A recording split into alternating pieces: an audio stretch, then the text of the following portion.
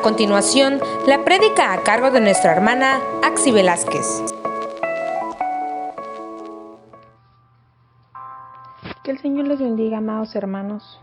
El día de hoy me gozo en el Señor por la oportunidad nuevamente de poderles compartir en esta hora la enseñanza. Corresponde la lección número 19 con el título El Salvador crucificado. Vamos a basarnos en San Juan 19, del 16 en adelante.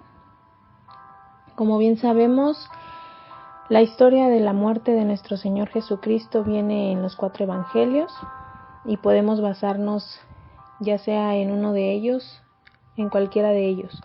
En esta hora vamos a hablar acerca de lo importante que es tocar estos temas. Bien podemos decirnos, pero ¿por qué hablar de la crucifixión de nuestro Señor Jesús? Sin duda alguna, nosotros los cristianos no solo debemos hablar de su muerte como tal. Nosotros no solo predicamos la muerte de Jesús, pero si hay algo que es muy claro, es que es nuestro deber decirles a todos aquellos que aún no conocen de este acto de amor tan grande, tan maravilloso, del acto más sublime que fue manifestado en una cruz del madero. Vamos a explicar un poquito lo que es este acto. ¿Qué es la crucifixión de nuestro Señor Jesucristo? Podemos definirla, para entenderla mejor, como la única señal verdadera y la única sabiduría verdadera de nuestro Señor. Pero bien, es más un acto por el cual el Señor Jesús se entregó voluntariamente por nosotros a ocupar nuestro lugar para podernos brindar su lugar junto al Padre Celestial. La crucifixión de nuestro Señor Jesús es ese acto voluntario de gran amor hacia sus hijos, que somos nosotros. Vamos a ver cómo nuestro Señor Jesús vino a este mundo a hacerse hombre. Aún estando Él sentado a la diestra del Padre, vino aquí a hacerse hombre, a hacerse como uno de nosotros. Y vino con un objetivo. Él vino a cumplir una tarea. Él siempre supo que no iba a ser fácil, supo que no iba a ser así como sin nada. Él sabía que iba a tener que pasar un proceso. Sin embargo, Él, con toda la determinación, decidió venir a hacerse hombre. Algo importante que podemos ver aquí es que el Señor Jesús vino a obedecer también. Maravillosamente podemos ver a lo largo de su historia, que está narrada en nuestra Santa Biblia, cómo es que, a pesar de que pudo haber cambiado la historia, Él vino aquí a obedecer cada acción, a obedecer cada tarea específica que había sido enviado. Siempre obedeció. En Filipenses 2:8 nos dice que y estando en la condición de hombre, se humilló a sí mismo, haciéndose obediente hasta la muerte y muerte de cruz. Él, aún en la condición en que se encontraba, siendo hombre, se humilló, se sujetó y fue obediente hasta el último aliento. En cada momento de su vida terrenal, cumplió, obedeció y nos enseñó a cómo ser un hijo de Dios. Nosotros podemos entender que Cristo Jesús dio su vida en rescate por muchos. Este rescate obró una gran redención en nosotros. Más adelante les voy a explicar algunos puntos acerca de esta redención y cómo es que funciona. Vamos a analizar el capítulo 23 de Lucas. Como les decía, podemos encontrar esta historia en cualquiera de los 4 evangelios. Y para tocar el punto sobre el Salvador, que es absolutamente indispensable. Jesús, nuestro único Salvador. En todo el capítulo 23 del libro de Lucas, podemos analizar cómo Jesús es llevado a juicio, a Pilato, para ser condenado a muerte de cruz. Pero todos ya sabemos la historia. ¿Por qué se le condenaba? ¿Qué había cometido? ¿Qué había hecho mal el Señor Jesús? ¿Por qué estaba llevando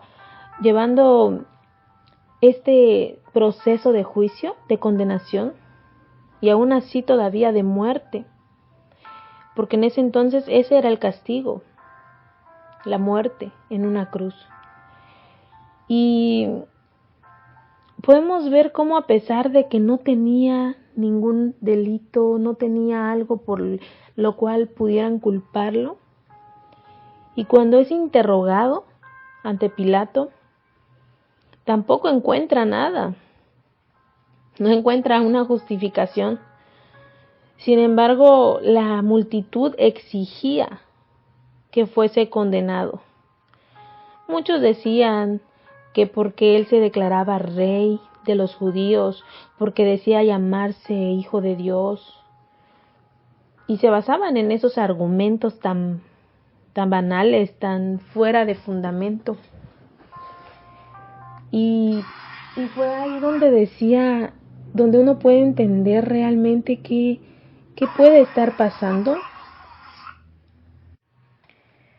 Podemos ver cómo no había justificación, pero la gente, el pueblo, ahí estaba, señalando, apuntando, encontrando razones donde no las habían, y exigían que fuera condenado. En la historia podemos notar cómo en esos tiempos que ya venía la Pascua, había un día de fiesta, y en ese día Pilato acostumbraba a soltar al preso que el pueblo le exigiera. Si el pueblo decía, liberen a este malhechor, él lo hacía. Era algo que acostumbraba. ¿Por qué? La verdad desconozco y no sé si la Biblia lo menciona. Pero al hacer esto, ya habían 3 personas condenadas en ese entonces. Y Pilato comenzó a preguntarle al pueblo si soltaba al Señor Jesús o a Barrabás, que era uno de los malhechores, que estaba condenado por homicidio y por otras cuestiones más fuertes también. Y qué maravilloso es poder imaginar la ignorancia del pueblo, o hasta dónde llegaron esas personas que señalaron y dijeron, liberen a Barrabás y crucifiquen a Jesús. Aunque Pilato no encontró delito alguno, no sé si por mantener esa promesa o por seguir con esa costumbre, pero la razón es desconocida. Pilato libera a Barrabás y pone en su lugar al Señor Jesús. Es así como Jesús ocupa el lugar de un malhechor, realmente delincuente, realmente con razones para ser crucificado. Es intercambiada su vida. Qué triste saber que pudo pasar eso en ese momento, pero nosotros nos glorificamos con esto porque sabemos que simplemente se estaba cumpliendo la palabra, simplemente se estaba cumpliendo esa tarea tan importante que el Señor Jesús vino a realizar en este mundo. Sin embargo, como humanos, imaginar esa escena, imaginar todo lo que estaba pasando, es doloroso y es triste, incluso es molesto imaginar y pensar en todas esas personas que señalaron a nuestro Señor Jesús. Una vez que liberan a este malhechor, Jesús es preparado para llevar a crucifixión. Dice su palabra que a él le hicieron cargar su propia cruz. Todo el camino, todo el recorrido hasta el momento donde iba a ser ejecutada la acción, él cargó su cruz. Pero antes de eso el Señor Jesús fue despojado de sus ropas, fue coronado con una corona de espinas, confirmando esa burla acerca de hacerse llamar el rey de los judíos. Le quitaron sus vestidos y todo el camino, además de ir cargando esa cruz pesada, descalzo, me imagino que el piso ni siquiera era liso, lastimando sus pies, bajo un incesable sol candente. El Señor Jesús fue soportando desde el proceso antes de que fuera llevado a preparación, soportó traiciones. Y aunque él ya lo sabía, tuvo que soportarlas y eso no dejó de ser doloroso para él. En el recorrido soportó insultos, burlas, humillaciones y sobre todo un gran maltrato físico. Lo torturaron, lo lastimaron. Dice su palabra que lo azotaban. Como, no sé si ustedes alguna vez se han imaginado cómo quedó la parte de su espalda, lastimada, herida, desgarrada incluso. Podemos imaginarlo por leer la historia y hoy en día hay muchísimas películas que intentan demostrarlo y que aún así yo creo que ni siquiera se acercan a lo que realmente sucedió. Pero cuando nosotros imaginamos todo eso, nuestro corazón se invade de dolor al pensar que nuestro Salvador pasó por algo tan doloroso, tan inhumano. Entonces, a pesar de todo esto que él fue soportando, continuó firme, sabiendo que por más complicado, que aunque las fuerzas físicas se le acababan, su confianza siempre estuvo en Dios y él se mantenía firme,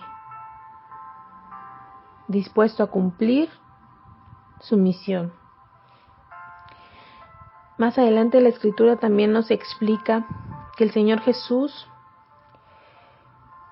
es crucificado. Una vez que llega al lugar donde iba a ser, lo clavan en esa cruz. Todos hemos escuchado la historia más a detalle y con datos específicos sobre cómo fue clavado nuestro Señor Jesús en esa cruz y fue puesto en lo alto. Yo me imagino que en esos momentos el Señor Jesús físicamente o como humano ya no aguantaba tantas cosas, ya no podía soportar tanto dolor, pero sin duda nuestro Padre Celestial nunca lo abandonó, aunque por un momento Él sí se sintió solo. Y sabemos, conocemos cuáles son esas 7 palabras rescatadas de sus discursos antes de morir. Sabemos que sí se sintió solo, sabemos que sí se sintió abandonado, pero Dios nunca lo dejó. Y también lo supo, a pesar de todo. Entonces dice dice la lección que después de que fue puesto en alto, ya crucificado, el sufrimiento aún no cesaba, sino por lo contrario era todavía donde cambiaba de nivel, se convertía también en otra etapa de sufrimiento, aún más extrema de toda la que ya había pasado. Soportaba ese desgarre provocado por heridas múltiples que tenía su cuerpo. En ese momento su cuerpo ya estaba totalmente cubierto de sangre mezclado con sudor. Desde la corona de espinos en su cabeza hasta los clavos ensartados en sus pies. Así también todas esas heridas causadas por los golpes y latigazos que fueron devastando su cuerpo, su espalda. La temperatura de su cuerpo también era a causa de tanto calor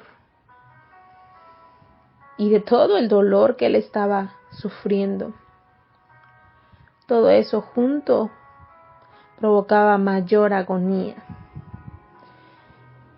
Y la Biblia dice que llegó a tener sed, como fue una de las palabras, una sed intensa.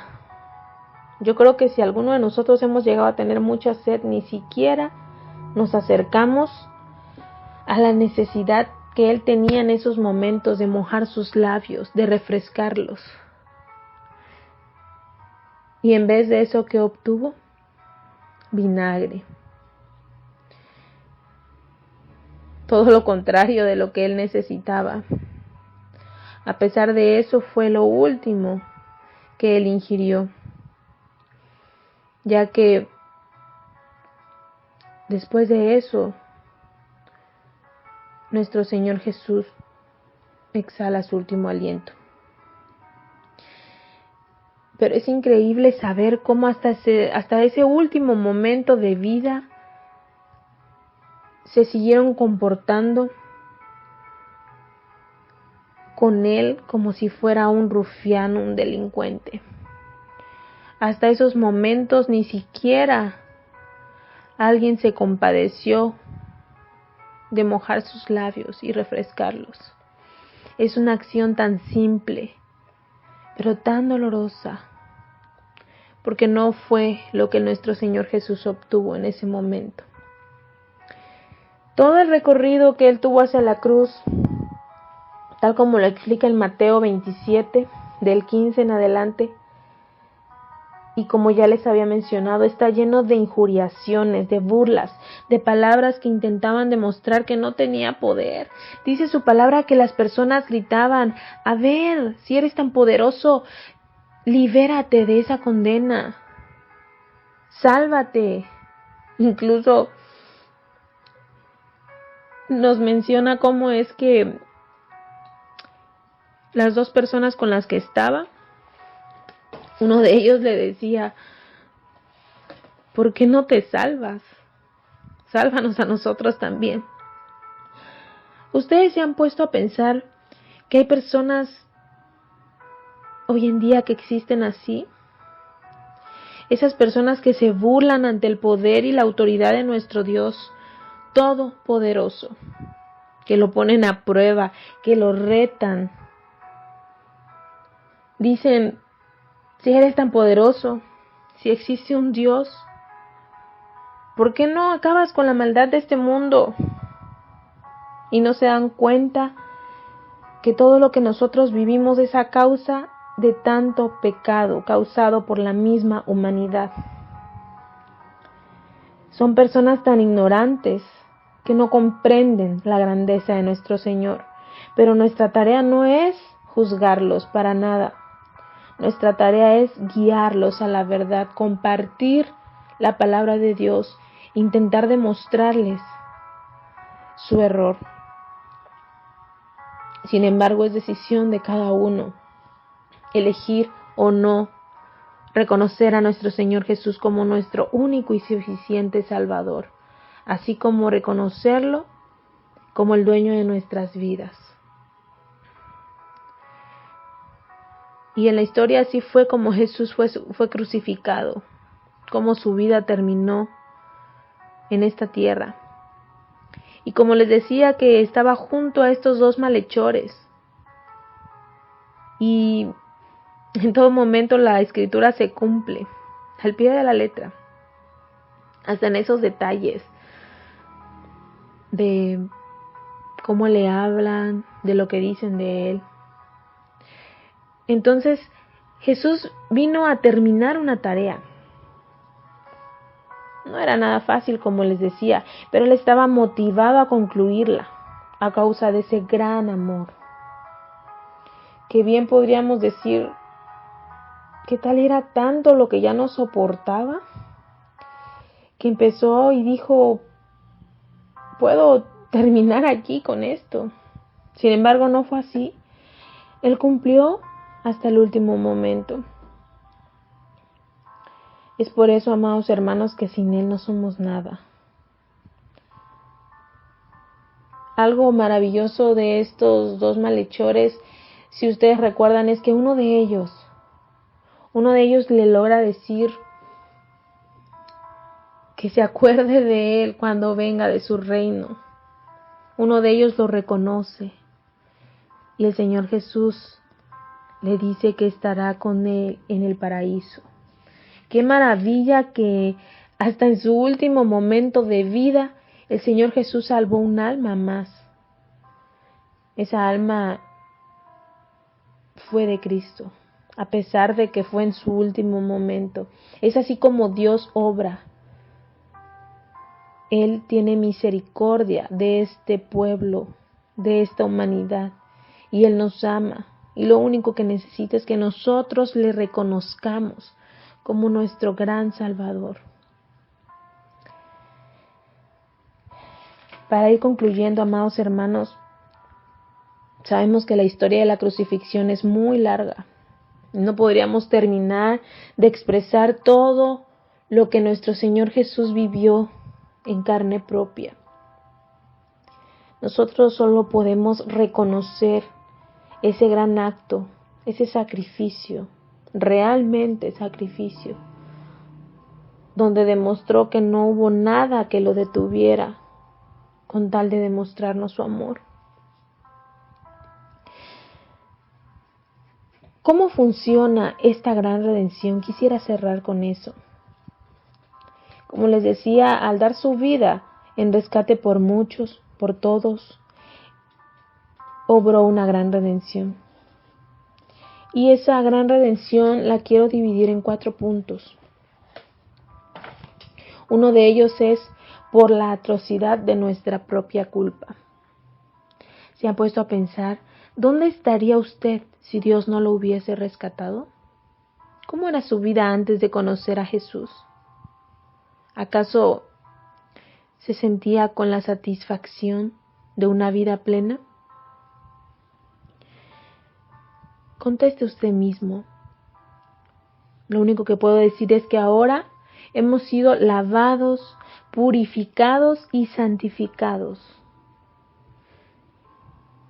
después de ese gran sacrificio. Todos los que no conocen de Dios viven una vida en rebelión contra Él. Entonces, esta gran redención funciona de esta manera, a causa de tanta atrocidad, que es nuestra culpa, que es la culpa del hombre. La siguiente forma es la justicia divina. Ustedes saben, amados hermanos, que Dios es severamente justo. No hay nadie más justo que Él. Él es justicia. Nuestro Señor Jesús, nuestro Dios Todopoderoso, no tolera el pecado. Es un Dios celoso, puesto que dice su palabra, el alma que pecare, esa morirá. Dios toma todo en cuenta de nuestras vidas. Cuando nosotros nos equivocamos y cometemos errores, no sé si ustedes han llegado a pensar que no va a pasar nada. No sé si han llegado a pensar que la consecuencia del pecado no va a estar presente, porque no es así, hermanos. Todo lo que hacemos tiene consecuencias. Y aunque Dios nos perdona, nos restaura, la consecuencia de nuestro pecado va a estar presente. Y es algo que debemos nosotros aceptar, y también es algo que nosotros debemos recibirlo. Porque si no hay algo más maravilloso que recibir de Dios, es su perdón. Pero el Señor Jesús ve nuestro corazón, ve realmente cómo está tu vida, todo lo que estás pasando, todo lo que estás sintiendo, cuáles son las verdaderas intenciones con las que tú hiciste las cosas. ¿Lo hiciste queriéndote burlar de Dios? Pues más vale que cambies esa forma de pensar, porque a Dios no le podemos ocultar nada, porque para Dios no hay nada que esté oculto. Él es el único que conoce realmente, mejor que nosotros mismos, nuestra vida. Por eso nosotros podemos recibir esa salvación, ese perdón único, una vez que el Señor Jesús entiende tu corazón. Por eso nosotros no podemos venir de rodillas sin que de verdad sintamos ese arrepentimiento. Tenemos que sentirlo realmente, tenemos que estarlo viviendo, para que el Señor Jesús tenga misericordia de nosotros y perdone nuestras faltas. Nosotros no podremos entender la plenitud de la expiación si no comprendemos la verdad bíblica de la inmensa justicia de Dios. Es por eso que esta redención se manifiesta por justicia divina. Otro punto es el precio que Él pagó. Quizá jamás podamos imaginar en su totalidad los grandes tormentos de nuestro Salvador, pero al intentar hacerlo podemos tener idea, una mínima idea, de la magnitud de ese precio. ¿Ustedes creen que todo lo que Él sufrió es todavía considerado un precio justo por todas las faltas, por todos los pecados? Yo creo que el Señor Jesús recibió mucho más de lo que deberíamos, de lo que incluso, no sé, nosotros mereceríamos si hubiésemos sido directamente nosotros que tuviéramos que pagar ese precio. Pero a pesar de eso, el precio que pagó fue tan grande que seríamos nosotros unos insensatos de no aprovechar esa salvación, de no aprovechar ese gran sacrificio. Solo nos está diciendo, ahí está, yo ya pagué todo por ti. Lo único que tienes que hacer es reconocerme como tu Salvador, tener una vida en mí, como dice mi palabra. Yo te he enseñado, Él nos ama, Él nos dirige con amor. Sí, es cierto, tenemos que obedecer. Y hay cosas que probablemente no nos gusten y no nos hagan sentir tan cómodos. Pero Él solo quiere lo mejor para nosotros. Y no hay nada que nos pida que no sea para bien nuestro. Y lo único que quiere es que nosotros vivamos un día con Él en ese paraíso tan maravilloso que está preparando para nosotros. Es lo único que tenemos que hacer. Y quizá para nosotros como humanos sea complicado, sea difícil emprender este viaje, emprender este proceso. Si nosotros tenemos a Cristo en nuestro corazón, si confiamos en Él, si nos tomamos de su mano poderosa y decimos, yo solo, Señor Jesús, no puedo, pero contigo voy a donde sea que tú me mandes. Contigo, Señor Jesús, yo voy para poder conocerte un día cara a cara. Como último punto, ¿para quiénes fue esta redención? ¿Se lo ha preguntado? Solo me queda decir que Cristo es la única esperanza de este mundo. Él vino a llamar a los pecadores al arrepentimiento. No vino a llamar justos, vino a llamar pecadores. Entonces, si tú estás dispuesto a aceptar a Cristo como tu único y suficiente Salvador, esta redención es para ti. En Él podrás encontrar esa seguridad eterna, teniendo una vida que sea agradable ante sus ojos. En esta hora yo quiero que tú recapacites. Si tú ya has elegido, ya has reconocido a nuestro Señor Jesús como tu Salvador, te invito a que podamos tener una vida en Cristo. ¿Y qué significa tener una vida en Cristo? Una vida en obediencia a su palabra, por más difícil que sea. Nosotros debemos depositarnos completamente en Él y decirle: Señor Jesús, sé tú quien guíe mi vida. Señor Jesús, sé tú quien guíe mi corazón, mis pensamientos. Yo quiero una vida dedicada a ti, Señor Jesús. Yo quiero una vida que te sirva, que valga la pena todo sufrimiento que tú alguna vez pasaste por mí. Yo quiero que valga la pena ese enorme sacrificio, porque tú eres el único Salvador crucificado. Y en ti podemos, Señor, depositar todas nuestras faltas, todas nuestras culpas y tener una vida renovada a causa de tu gran amor. Enséñanos a vivir en tu completo servicio. Amado hermano, aprendamos a amarlo como Él nos amó primero. Probablemente jamás podamos hacerlo de la misma manera, pero recuerda que el Señor Jesús ve tu corazón, ve qué tan dispuesto estás para demostrarle ese agradecimiento real, genuino, por haber salvado tu alma. Porque no solo salvó nuestras vidas, probablemente nuestro cuerpo terrenal no va a tener ningún efecto, porque se va a quedar aquí. Como dice su palabra, al polvo volveremos. Pero el hecho de que salvara tu alma, que esa es eterna, de esa condenación, de ese tormento infinito, y el hecho de que tu alma sea salva hoy en día solo por reconocerlo a Él y por servirle, es motivo de agradecimiento.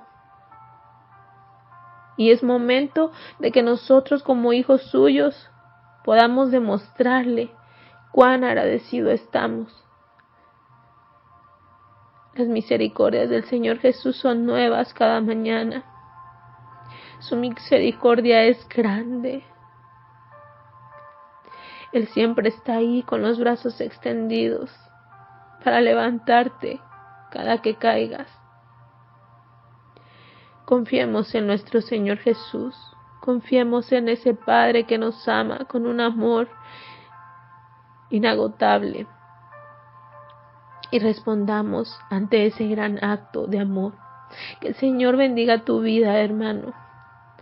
Amado hermano, donde quiera que tú estés en esta hora, agradece al Señor Jesús por su infinito amor y por ese gran sacrificio. Nunca va a ser suficiente recordarlo. Nunca nos vamos a cansar de hablar de este maravilloso acto. Siempre nos recuerda, siempre nos acerca más a Él al recordar todo este enorme sacrificio. El Señor bendiga tu vida y espero que en esta hora su palabra haya sido de bendición, así como lo fue en mi vida. Un abrazo en el Señor Jesús a toda la iglesia. Que el Señor sea con ustedes en cada momento de su vida, en cualquier situación que estén pasando. Que el Señor Jesús sea quien conforte sus vidas, que su Espíritu Santo esté en cada uno de sus hogares. Amén.